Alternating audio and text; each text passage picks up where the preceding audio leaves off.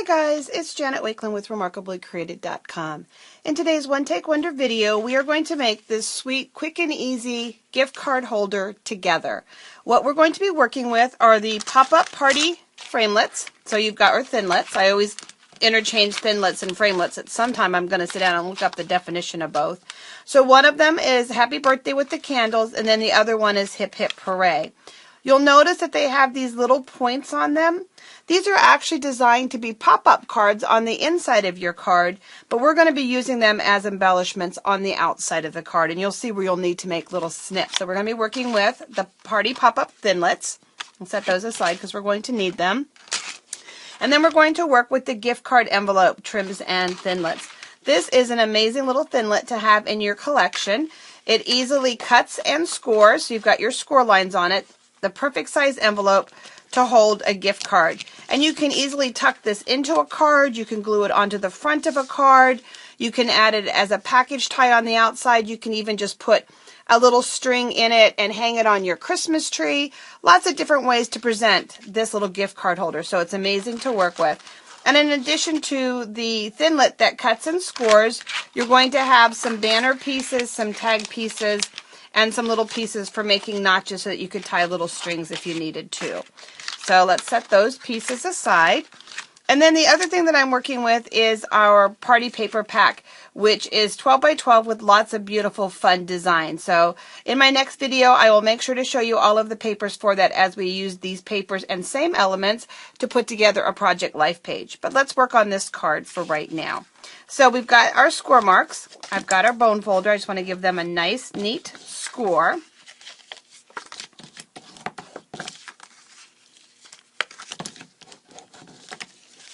And then you've got your top piece.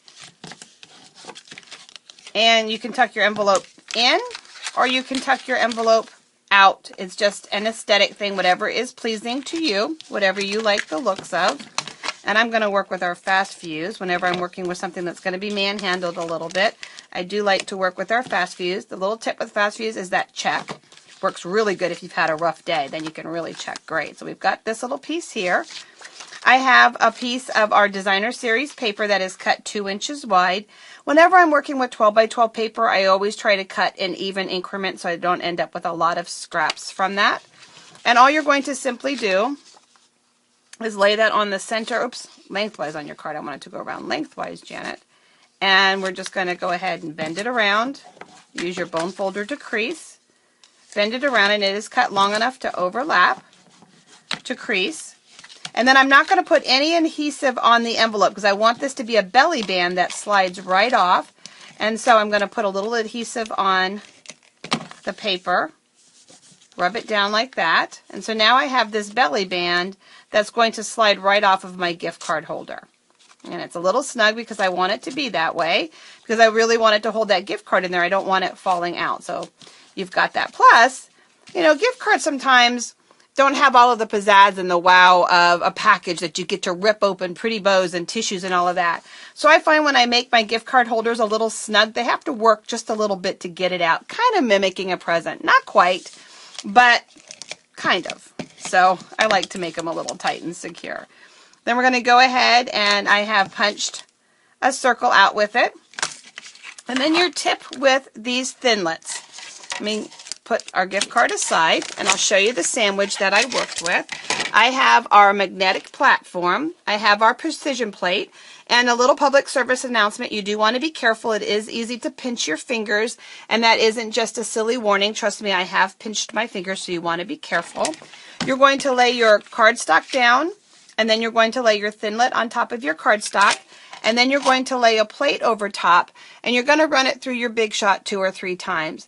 Now, one thing that you're going to be aware of is that when you work with this kind of a sandwich, your platforms are going to bow a little bit. And so when you run it through each time, you know, between projects, I don't do it like run it through once, flip it, run it through once. I don't do that. But on the next project I go through, I make sure that I flip it over so that it's constantly getting pressed out.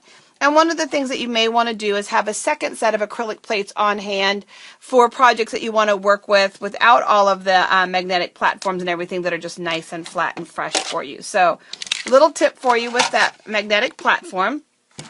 And then the other thing that we're going to be working with is our Big Shot brush. And when I work with the Big Shot brush, I just have these cheap little aluminum pans that you can buy at the dollar store.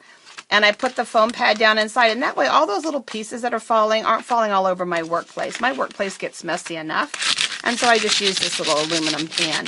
And all you're going to do is you're just going to give it a good rub. The little bristles, kind of poke through those little holes and the openings on that framelit, and you're going to just lift that right up. And you may find that you still have a few that you need to kind of, there you go, pop.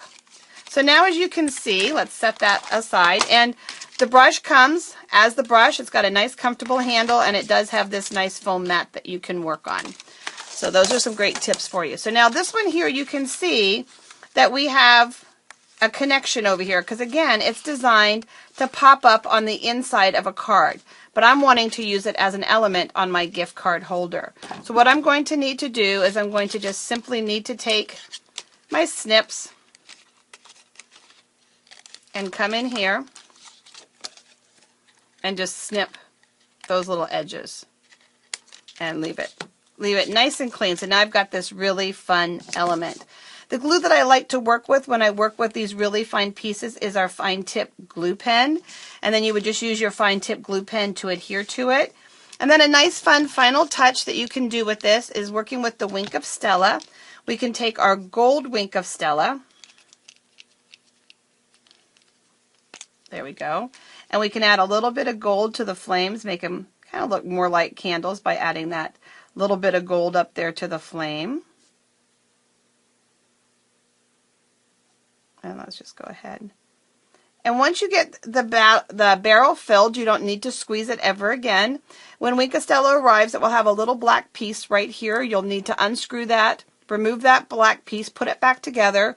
And then where it says push, just put your fingers on it and push it a few times to fill that chamber, and then you won't ever have to do any squeezing again. One thing that you can do, Stella dries very quickly, is that once it's dry, you can keep going over it to intensify the look and the amount of glitter. So you can just kind of keep waiting and then go back in over it. Sometimes the tendency is to think that we've got to squeeze more to make it darker. Nope, just wait a few seconds, let it dry, and then just keep going back over it to intensify that look. But of course it is a birthday, so we just need even more glitter. And this is just our nice clear. And it's nice because this thin little tip really just allows us to get in on the letters. And so now I can write and make the happy birthday sparkle. And then just like we did with the gold, again, if I want it to really pop, I can wait just a few seconds and go back over it again. I love that it dries quickly. I love that I don't have glitter on my hands and on my face and on my workspace. Picking up on the next project. And for those of you who like the look of glitter but don't like glitter following you everywhere, Wink of Stella is the answer for you. And so we'll just go ahead and put that on there with our liquid glue, and then you've got a beautiful, simple, quick little gift card holder. So take a moment to visit me at remarkablycreated.com. I have all of the shopping information for this project for you, as well as opportunities for you to sign up for my newsletter and other things that I offer. So thanks for watching my video today, guys. Take care, and God bless.